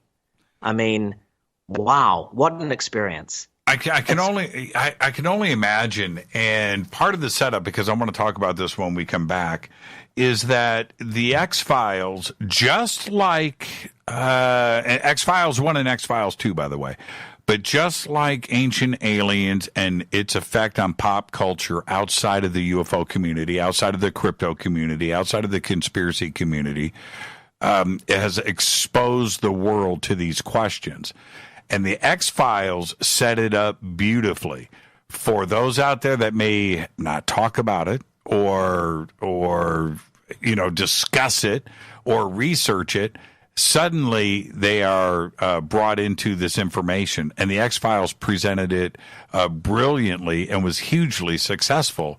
And I think it has as much to do with the awareness of UFOs and all of these subjects today as just about anything, right? Absolutely. I mean, it is not solely responsible, but very heavily responsible for the bigger population of the world that, soak up popular culture into believing, not just believing in the stuff that is brought up in that show, but accepting it and accepting it as an alternative truth, with the emphasis on the word truth, because it's okay to want to believe, which was a big thing because Mulder wants to believe, and that's a major step forward. It's okay to want to believe. You're not a kook. You're not weird. And even if you are weird, look, I'm weird. Weird's cool. But it's acceptable. And then we take the next step and we start to really get to the truth. And X-Files is the most important show, I believe, on television for gathering the masses and getting us to question what this world is all about. I used to go into the office and in the mid-90s when X-Files just started to take off, where this was a boring office. Well, we talked music. It was a music company, and we talked music and had fun, but these subjects, nah, never discussed. Suddenly, Yeah, right. I'm going into the office, and everybody's discussing aliens and Bigfoot and ghost and interdimensional and space travel. I'm like, what? The entire place. I thought, how cool is this, right? I'm in my element now, and it's because of this show, The X-Files. Let's take our break right here. We got to do it. Our guest tonight, Rhys Darby. This is show 1111. Special show, special guest. I'm your host, Jimmy Church. We'll be right back after this short break. Stay with us.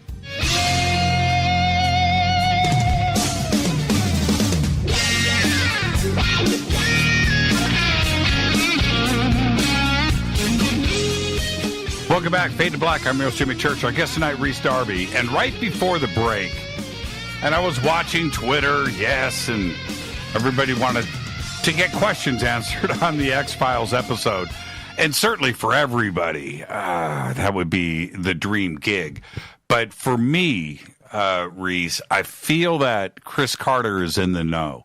I think he's been read in. I think he's got some knowledge. And I think he takes this very serious. The Were Monster, Scully meets the Were Monster episode, funny, right? It had to be. There was elements of that.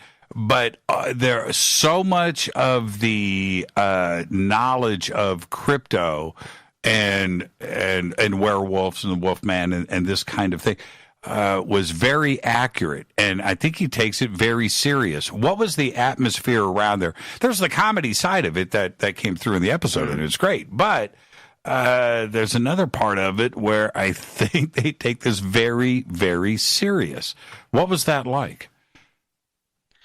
Well, I couldn't believe I got this part.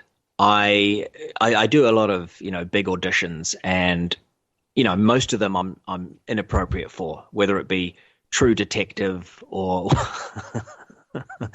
that cracks me up just mentioning it. Things like that. I'm thinking, no, I'm not going to get this. I'm Murray from Flight of the Conchords. But then this one came along, and of course, my obsession with the subject matter really sort of clicked my brain into, okay, try hard here, Rhys. This is the one. If you get this, right. You're in the game. You're in the game, brother. You deserve it. And so I went along, and I did the audition. It was only a little bit that we could audition with. It was a small segment. We weren't very top secret, and Chris was there, and Darren Morgan was there as well. And then I did my bit. And it was a fairly serious bit, the small segment from the writing, which was where he changed into a creature, or had just changed into a human. I can't remember which bit it was. It might not have even been that, because it may have been that, but there was because there's a massive twist in this episode, obviously, and so that was not going to be revealed in the tiny audition piece that I'm sure a few people got. And so I thought, okay, well, I can't be the only one auditioning here. I did the bit, and then I left, and I felt it went well. And as I'm walking out, someone ran after me, and they said, "Can you shave the mo off?" And I'm like, yeah. Yeah, whatever I'll shave whatever you want, right? Yeah, do whatever you want. Are you kidding me? I'm like, no, that's the final straw. I'm sorry, I love the X-Files, but the moustache has to stay. So I said, no. I said, yeah, of course. And then I walked, and I thought to myself, okay, there's no way they're thinking seriously about me here. And so I got home, and by the time I got home, I'd got it. And I got the phone call, and they said, and by the way, you can keep the moustache. So I had it. I got it. And then after I fainted and got up again, I thought, why? And then we were talking about the seriousness of the subject matter. I went to the job. I learnt my lines. And by the way, there was a lot of them. And I'm an actor that I predominantly do comedy, and I predominantly, within my comedy acting, or at least not so much predominantly, but certainly 50%, I ad-lib, because I add comedy, and the people that hire me get me for that reason, because I make things even funnier than they are on the page. So here I am now in what essentially is a drama, and I'm thinking, all right, no improv here, Darbs. That's what I call myself, Darbs. or the Darbmeister if it's a party. And so here I am, and I've got to do the words, beautifully written words by Darren, the Emmy Award-winning director, writer of this particular episode. A genius, an X-Files, people love him. And so just concentrate hard, Rhys, do it. Just be this guy. Don't be funny. You're not hired because you're funny this time. And as we start to do it, I'm working with David Duchovny in the graveyard. I've got a big monologue, and I'm going back and forth with him. It's an intense scene. Darren goes, just be yourself more. Be funny. And I'm like, okay. So I, without even improvising, still sticking to the words, just that little bit of direction, let me get a bit loosey-goosey and a bit more silly, because I am silly. That's what I do. And it worked. And Darren just gives me the thumbs up and goes, this is where we're heading. This is it. And then the whole thing opened up to me. The magic of this episode is that, yes, it is bizarre. Of course, they all are. But it's allowed to be funny. And there can be murder, there can be horror, and there can be a lot of doubt. Mulder's absolutely doubting his beliefs here. But he's confronted with this guy, me, who is being weird. And when I don't want to give away the plot. There's got to be one or two people that haven't seen it here. I don't want to spoil it. I so want to do that too as well. I'm going to hold off on that. But the twist at the end, which everybody, if you haven't seen it, go and check it out. But leading up to that, the comedy and the way that the question marks, let's leave it there, right? Let's just say the question marks were still there. But my character, being funny, being the predicament that my character was in, became, so funny to him, so weird, because he was so out of what he normally is. I'm trying not to give away things. Listeners are like, yeah, well, look, dude, we know what happened. But, and then there was a situation, honestly, if there's listeners that haven't seen this episode, I get to do something with Scully that the fans it would blow their minds, and did blow their minds. And I was like, how did I get to that point? Be in this, and B, do this situation, this great scene with Scully that had a lot of people all around the planet going, "You lucky." So and so. I think I was a fanboy from the beginning, and here I am with these two. Well, I think I said to you, I'll just repeat it, because I think I said this to you. I said, look, you're at the actors' retirement home in Studio City, right? And you guys are sitting around the table bragging. And and so, hey man, I was in, I did this. I was in 2001. I was in The Godfather. Okay. And it comes around to you. Well, I had my scene with Scully. You'll always have that. And you can stop the room with that. That was a pretty extraordinary scene where life is complete, right? It was for the nerd boy. I mean, and this has happened to me and a few times in my life where I'm thinking, and I briefly mentioned synchronicity and the belief that if you believe in something and if you want something, it's like Jim Carrey writing out that $10 million check to himself and then becoming the biggest movie star in the world a bit later. And that's just one thing that, because I have worked with him and I've spoken to him and there's a kind of a mystical realm of self-belief and of this kind of thing where if things, if you want something hard enough, and you make the right moves and you step outside yourself and make the universe work for you, then things can happen. And this sounds great in theory, and then you meet people that go, "Oh yeah, whatever, mate. I wanted to be a spaceman. It never happened." Well, it's what the universe speaks to you first that you then want, and then you go all out. And no matter where you're from, and look, I'm from a small town in a tiny country next to Antarctica, and I got to be on the X-Files.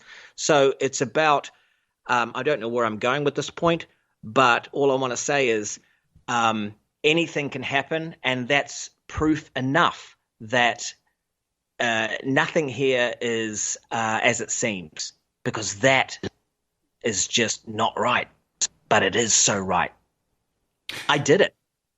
And I want to close. I'm going to find the next dimension. I'm telling you, Jimmy. That's my next point. That's where I'm going, because in the first time that I saw What We Do in the Shadows, I had to watch it a couple of times because I didn't know it was Jermaine. I didn't know it was because of the approach in shooting. Well, you shot it in the shadows, number one. Yeah. But the makeup, the convincing acting where everybody was in the, what's the word I want to say? In the vampire zone. With an element of comedy that most people wouldn't touch, and approach it with this, because you've got to have all the vampire folklore, you've got to have the interdimensionality in it, you got to have death, you got to have victims. All of this plays out. It's actually at moments pretty bleeping scary. It gets there's a couple of spots in that, but yet it's a subject matter. That is, again, what you do, right? This part of the world that we're trying to figure out. How was the comedy side of this written into it? Was there improv? You know, how did you guys approach, vampirism and killing of people and winding in the comedy? How did you pull that off? Because it was the coming together of those worlds. So, believe it or not, and this is something that I think a lot of people, and this is a good note for anyone in the paranormal world who all the listeners here tonight, who particularly the ones that don't want comedy in any way, shape, or form to do with ufology, to do with anything in the paranormal. They don't want your laughs. Well, guess what? That is a human state. Comedy releases not only endorphins, but opens up doorways in your mind that lets you see more things. And it's a state of consciousness that I think reveals more, opens up truth more, because that's what comedy is. It's truth. It's opening those eyewitness doors, those windows to see, how harsh something can be by exposing it. And if it's a way of like mocking it or having fun with it, then it reveals it. And you can see from the tone, and if anyone wants to go back or now listen to my podcast, it's all comedy, but it's all truth, and we believe, but we have fun doing so. And there's amount of fun. You can't go into something, 100% serious without a thought of what could go wrong, or what if we run out of petrol? What if there's a language barrier? What if something falls down? And comedy happens, and it's a life state, and so you have to accept it. And once you do, and you can pull those different worlds together, like we did in that movie, and indeed Darren did in that X-Files episode, I think you're opening it up to a bigger audience, and it's more acceptable. And there's a lot of people, I try and bring people into the paranormal world all the time, and they go, no, the people are too serious, it's too boring. There's 3 things they talk about, So that's my force, is to try and stop that, to open it up to more people by bringing in an entertainment value to it, an even bigger entertainment value to it, not mocking the people, not mocking the subject matter, and I guess it's a difficult task, but it's bringing comedy in and tasking it in the right way so that we can enjoy it. And it actually happens on your show, and it happens on Coast to Coast in general. So yeah, you're aware of it. It's just important. It's a way to do it. I fight it all the time, because I think it's very important for people like yourself. That's right. And the only way to communicate and to come off as authentic is to be yourself. And if I have to hold back on cracking a joke because naturally it wants to come out, or for you to have to hold back on something funny because it's just the natural progression of wherever you are at that moment. Yeah, exactly. Then you're not being yourself. The situation I'm in. Right. And you're not being genuine. Exactly.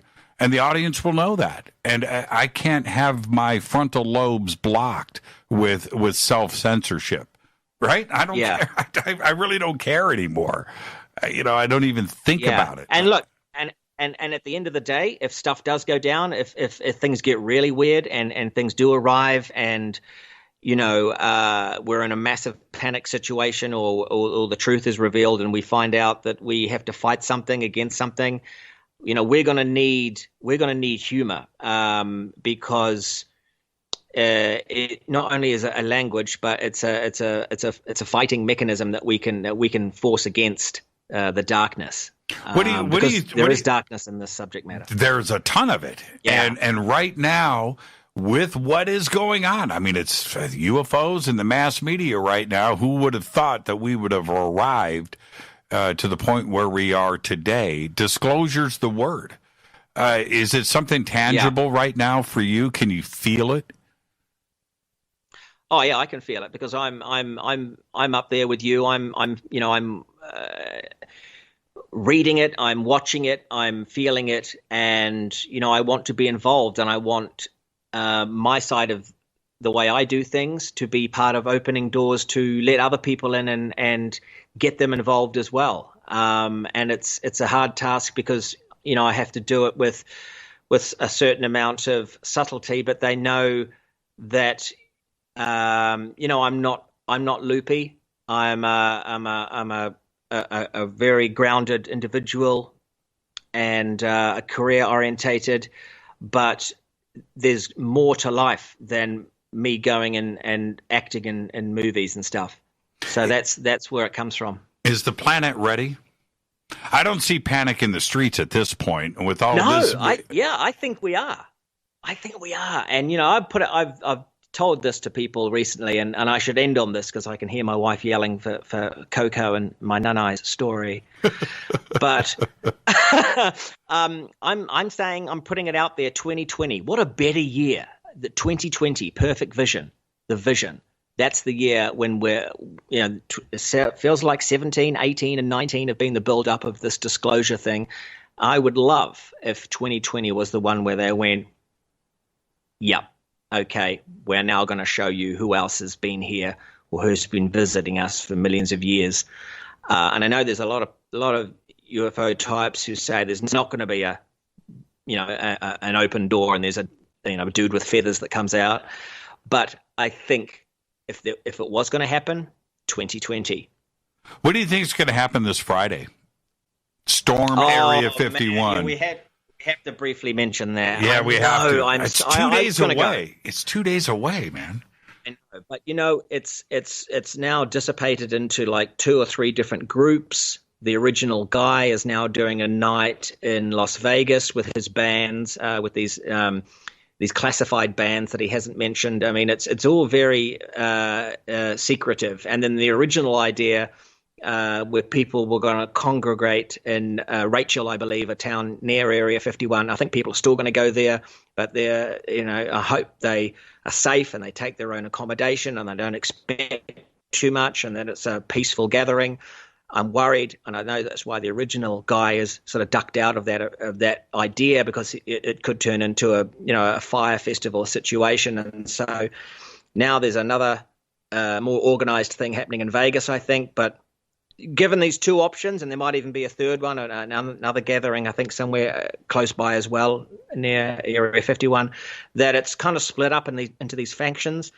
And so I just decided the safer bet is just to not go, but I am certainly excited to get online and just find out, to hear what goes down. And I hope that nothing bad happens. And I really, what I loved and what I wanted was when they did organize and when they did try and turn it all into a like alien stock. I thought that was great. And I thought if that does end up by proxy of the bodies coming in from wherever they're going to come, if something like a stock happens, just in the way that Woodstock happened, where people just came, not expecting anything, but at the same time expecting everything. If that naturally happened and it was peaceful and there was just a massive people with the same ideas congregating and I guess then that's what I would ultimately love. But I can't go.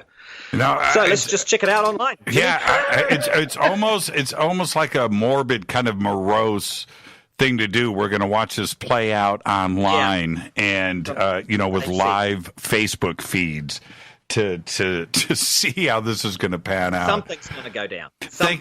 That's what I worry. If there's alcohol and drugs involved, someone's going to take a dash or go. And I'm worried. And if there's anyone who's listening tonight who's got any plans like that, scarper them. Don't do it. Don't do it. And that's my biggest thing. I don't want to encourage anything. And drugs, alcohol, the desert, lack of water, and the possibilities stemming off of that.